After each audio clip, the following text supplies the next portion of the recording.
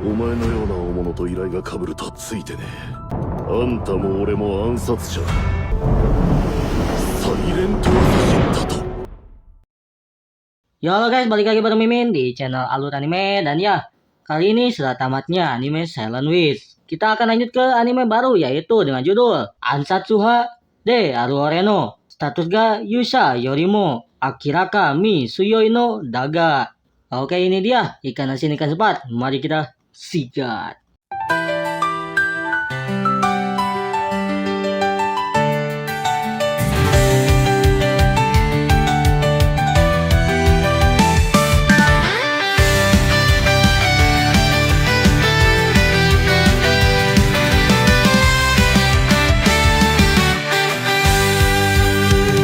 Cerita bermula di sebuah kastil raksasa nan megah. Seorang manusia sedang memantau seseorang, yang dimana mereka sama-sama seorang pembunuh bayaran. サイレントアサシンだと。あんたも俺も暗殺者。お互いそういう仕事だ。 Gelut-gelutan antara dua pembunuh bayaran nan singkat dan elit pun terjadi.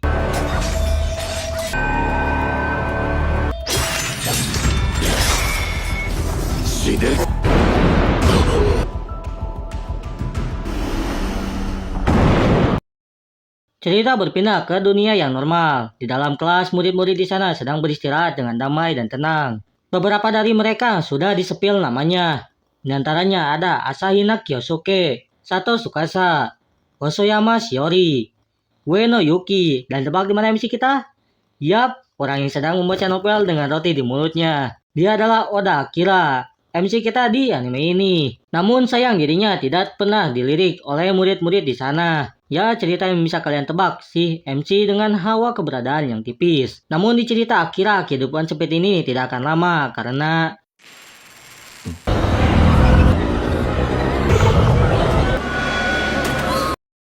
lingkaran sihir tiba-tiba muncul di kelas mereka. Dan ya, mereka terpanggil ke dunia lain bernama Isekai.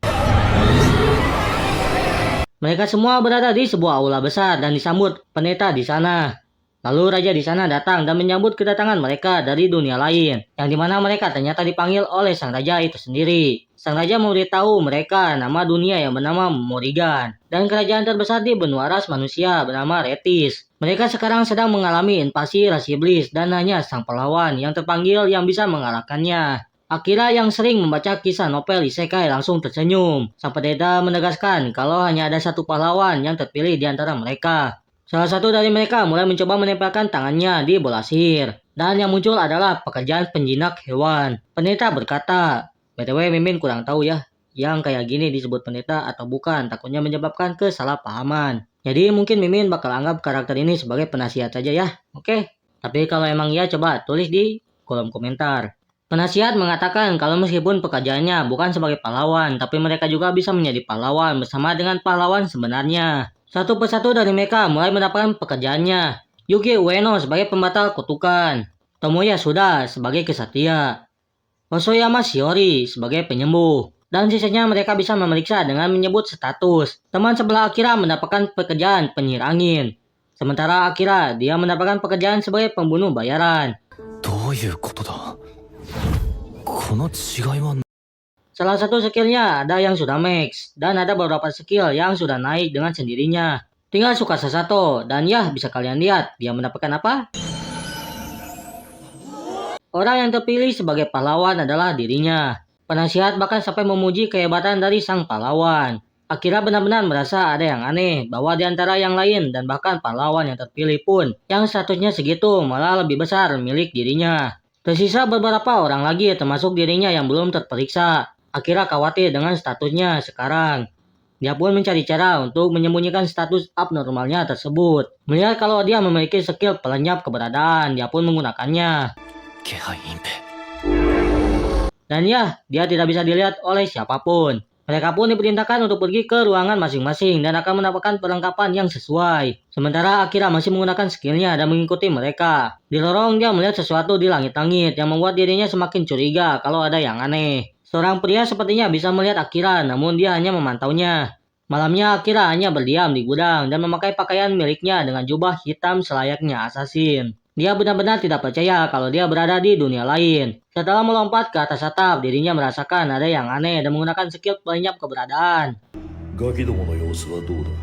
たわいなきものです。よし、計画を進める。 Di dalam perpustakaan, sang raja dan putri membicarakan mereka yang terpanggil. Dan sepertinya mereka merencanakan sesuatu. Akira yang mendengar itu sudah memastikan kalau raja bukanlah orang yang baik. Dia pun berniat membunuhnya, namun saat raja menoleh tidak ada siapapun di sana. 確実に殺せる。 Esoknya Akira yang masih menggunakan skillnya berniat untuk memberitahukan apa yang terjadi. Tsukasa lalu berbicara kalau mereka harus mengalahkan Raja Iblis sesuai permintaan sang raja. Akira hanya berdiam diri karena dia tahu apa yang terjadi. Berlanjut ke tengah lapang, seorang pria yang kita lihat sebelumnya, dia bernama Saran Mitrey. Seorang kapten kesatria kerajaan, dan di sampingnya ada Astiglis. Mereka akan dilatih olehnya, karena sebulan lagi para pahlawan akan masuk ke labirin. Akira yang hanya memantau hanya akan fokus mencari informasi dan pergi. Saran yang melihatnya menyerahkan tugas melatih kepada Giles. ジール君、ここは任せました。え？ Di taman Akira didatangi oleh Saran. Saran menjelaskan kalau dia memiliki mata yang unik, dan dia bisa melihat perbedaan suhu dalam pandangannya. Akira menanyakan apakah dia berasal dari kubu raja. Saran mengatakan kalau dia memiliki masalah yang sama. Hal itu membuat Akira mendapatkan sekutu yang dia cari. Mereka pun mengobrol bersama. Akira berniat masuk ke perpustakaan, namun Saran berkata kalau tidak ada apa-apa di sana. Hal itu membuat Akira bersemangat, tapi dia harus mencari cara untuk pulang. Saran sayangnya tidak mengetahui caranya.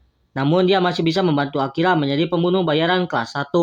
Dan dengan begitu, mereka pun sepakat untuk bekerja sama.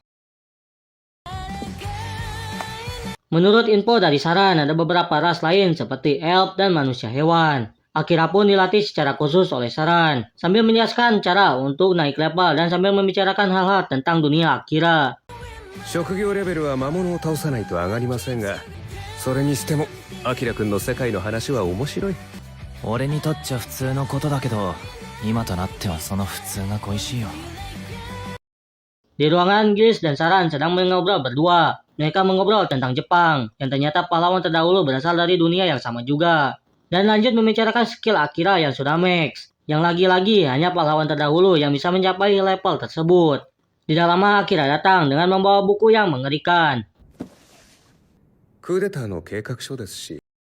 Saran sudah tahu kalau dia pasti akan menemukan buku itu. Dia pun berkata kalau raja sudah rusak. Raja berniat merusak dunia dengan bayaran yang mahal. Akira berkata kalau dia bisa saja membunuhnya karena tidak bisa dilihat oleh raja. Namun dia mengurungkan niatnya. Saran berkata kalau itu memang bagus karena meskipun dia pembunuh bayaran, selagi tidak ada yang memaksa maka jangan lakukan. Akira bertanya mengapa dia mengatakan kudeta kepadanya. Saran percaya kepada Akira bukan karena statusnya, tapi karena dia tidak mengikuti arus dan hanya mengikuti kepercayaan dirinya sendiri. Akira baru pertama kali ada yang memujinya sampai sejauh itu, karena sejak kecil hawa keberadaannya memang tipis. Saran lalu meminta Akira untuk membantu sedikit kudetanya.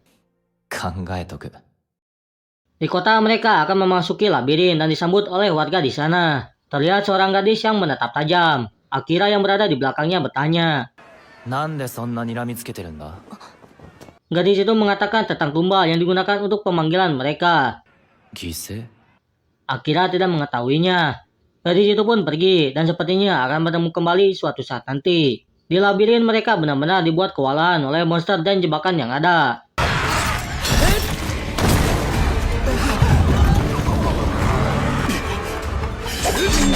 Akira memberi saran untuk mundur.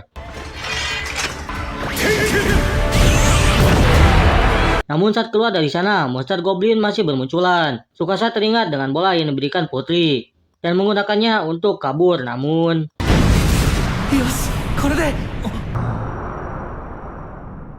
Giles, Akira, dan Saran akhirnya menyusul dan melihat kalau bisa-bisanya ada Minotaurus di lantai yang rendah.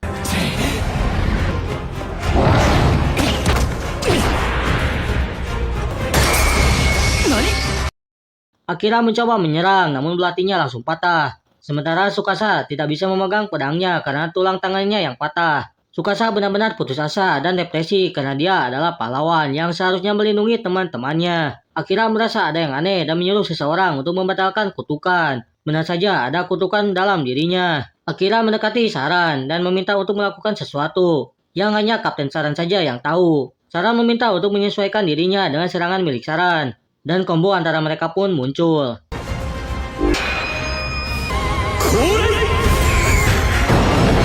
Saran mengeluarkan skillnya berupa sengatan petir yang membuat Minotaurus tersebut tersengat. Dari belakang Akira sudah bersiap dan sihir bayangan pun muncul.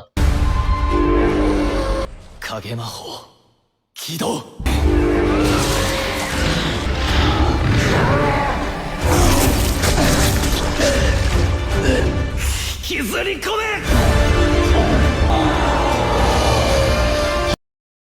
Dalam sekejap Minotaurus itu langsung terserap ke dalam bayangan Akira. Namun masalahnya belum selesai.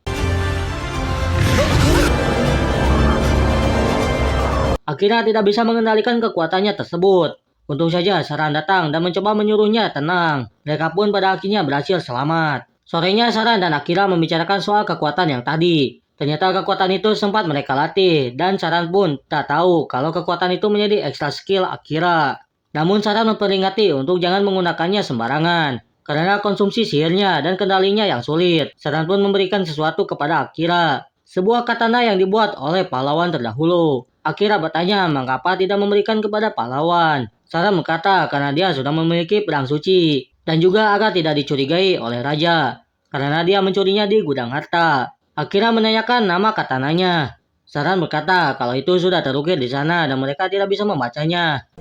ヤトの神 Nama katana itu adalah Yato no Kami. Akira jadi penasaran dengan pahlawan terdahulu. Membicarakan pahlawan, Saran dan Akira memiliki pikiran yang sama. Mereka lalu membahas soal apa yang terjadi kepada Tsukasa yang mendapatkan kutukan. Saran pun tahu siapa orangnya. Malam harinya sebuah kristal sihir ada di kamar bersama dengan seorang gadis. Yap, dia adalah putri yang bersama raja. Ternyata putri itulah yang menggunakan kutukan pada pahlawan yang akan dia gunakan sebagai boneka. Akira lalu datang dan langsung menebas kristal tersebut.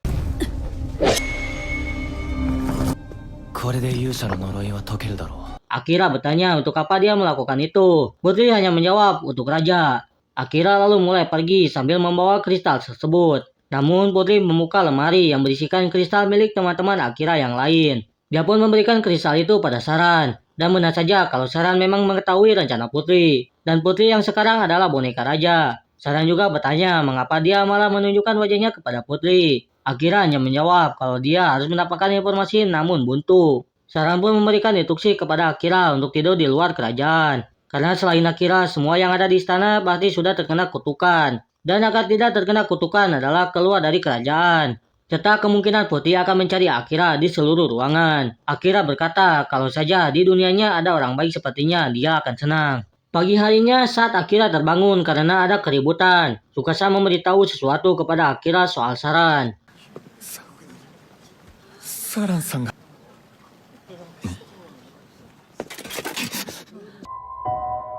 サラン団長 Akira yang melihat Saran sudah tergeletak mulai mendekatinya dan benar saja Saran tewas dengan belati yang tertusuk. Teman-teman Akira malah berkata kalau Akira hanya berakting sok suci dan mereka menuduh Akira sebagai pembunuh karena belatinya sama dengan yang seperti Akira gunakan. Akira menyangkal itu namun dia tahu kalau mereka sudah terkena kutukan putri. Sang raja langsung menyuruh para kesatria untuk menghukumnya. Terlihat wajah puas dari Putri namun Akira menggunakan skill untuk menghilang. 気配隠蔽 Gilles mencoba mencari Akira dan Akira sudah ada di belakangnya. Gilles selalu memberi informasi kalau Saran dibunuh oleh kelompok gagak hitam suruhan dari raja. Dan Akira termasuk orang yang diincar. Dia juga memberi informasi soal perlengkapan Akira yang sudah disiapkan di kamar Saran. Akira tanpa banyak lama langsung pergi mengambil barang-barang tersebut. Akira berkata kalau Saran sudah mengira hal tersebut akan terjadi. Malamnya Raja dan Putri sedang membicarakan Saran yang selain pahlawan, semua yang terpanggil sudah terkena kutukan. Tinggal membuat alasan untuk berperang dengan negara timur. Raja berniat menjadikan mereka pion. Namun untuk Akira, dia memerintahkan gagak hitam untuk melacaknya. Sambil mengikuti perkataan yang dia ingat dari almarhum Saran. Akira masuk ke dalam labirin di sana dan dia bisa menaikkan level pekerjaan dan kekurangannya adalah sumber air yang sedikit serta skill pelenyap keberadaannya mungkin tidak akan bekerja pada monster dengan pendengaran dan penciuman tingkat tinggi. Lantai demi lantai Akira lewati. Musuh demi musuh Akira lawan.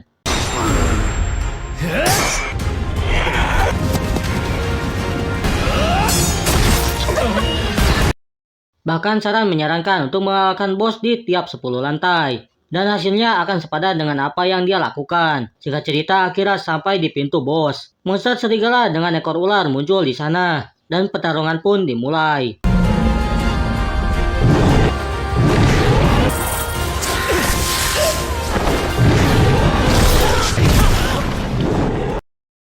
Akira yang sekarat akhirnya mengeluarkan skill terbaiknya, yaitu sihir bayangan. Sehingga mengoyak monster yang ada di depannya.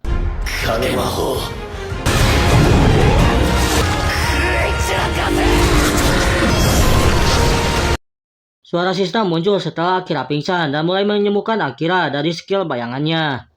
マスターの損傷が許容値を超えました。影魔法に保存された魔力から必要量を徴収。モードチーム。 Di ruang makan, Tsukasa mengajak melanjutkan rencana pahlawannya untuk mengalahkan Raja Iblis. Namun orang-orang di sana tidak peduli dengan apa yang diomongkan Tsukasa. Tsukasa sendiri sudah tahu tentang kutukan dari putri yang dikatakan dari wakil kapten Gills. Tsukasa berniat pergi sendiri, namun beberapa orang akhirnya ikut ke pihak Tsukasa. Orang-orangnya ada Kyosuke, Shiori, Yuki, dan NPC sisanya. Mereka akhirnya keluar dari kerajaan dengan mudah. Tsukasa bertanya mengapa mereka ikut. Yuki mengatakan kalau mereka yang ada di sini sudah bebas dari kutukan. Dan belakangan ini Yuki bisa merasakan apabila ada yang terkena kutukan. Mungkin juga ini perbuatan dari Kyosuke, karena meski sama dia mengingat kalau dia menebas kristal di suatu ruangan. Dan mendapatkan juga katana yang entah dari mana. Di sisi lain, Gills ternyata adalah orang yang mengarahkan Kyosuke karena kekuatannya lebih kuat dari kutukan itu sendiri. サラン団長の最後の命令、なんとか果たせました。幸運を、異世界の勇者たちよ。 Kyosuke dalam hatinya merasa bersalah kalau itu adalah kesalahannya. Harusnya dia berbicara pada Akira saat dia berusaha tidak menarik perhatian. Flashback terjadi saat awal pertemuan Akira dengan Kyosuke, di mana Akira yang sedang bekerja tidak ingin diketahui oleh adiknya, yang ternyata adiknya juga satu kelas dengan adik Kyosuke. これが俺の妹だ。こっちが俺の妹なんだ。ケイカちゃんの兄貴だったのか。すごい偶然だな。 Kembali ke sudut pandang Akira. Akira mengkhawatirkan Kyosuke dan keluarganya. Setelah melihat jendela status, Akira melihat kalau levelnya naik.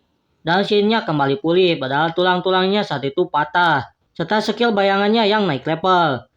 Dia pun sampai ke lantai 75. Dan seekor slime muncul. Hingga setelah dia menembasnya, sesuatu yang menakjubkan muncul.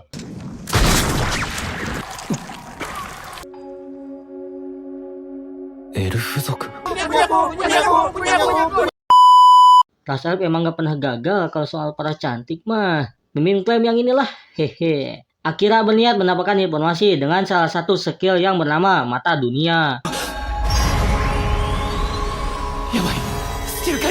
Dan apa yang dia lihat benar-benar mengerikan sampai dia menonaktifkan skill tersebut dan tidak akan memakainya sebisa mungkin. Gadis Elf itu terbangun dan matanya mengeluarkan cahaya yang sama yang Akira gunakan. Elf itu lalu menanyakan letak mereka sekarang dan mengetahui nama Akira dari status yang dia lihat. Tidak lama dari itu dia pun pingsan kembali dan benar saja Elf itu sedang demam. Nama gadis ini karena belum diperkenalkan, jadi Mimin kenalkan dulu menurut web yang Mimin cari. Dia adalah Rose Quartz Amelia. Amelia terbangun dari tidurnya karena suara perutnya sendiri. Akira lalu memberi air dan bubur untuk dia makan. Amelia bertanya mengapa dia pandai merawat orang sakit. Akira berkata kalau ibunya memiliki penyakit, jadi dia sudah terbiasa. Amelia juga bertanya mengapa dia jauh-jauh datang ke lantai 69, padahal tadi di lantai 75. Akira menjawab karena ini adalah tempat istirahat paling dekat.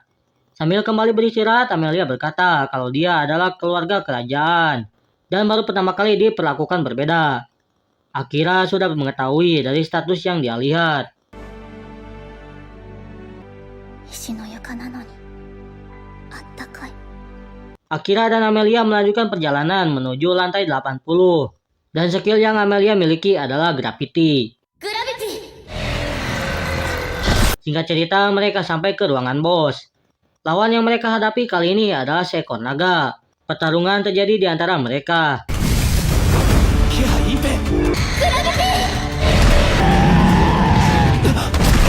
Amelia menyarankan Akira untuk menyebarkan sihirnya. Namun Akira tidak paham dan malah mengeluarkan bayangannya yang menjadi pemancing hingga Akira langsung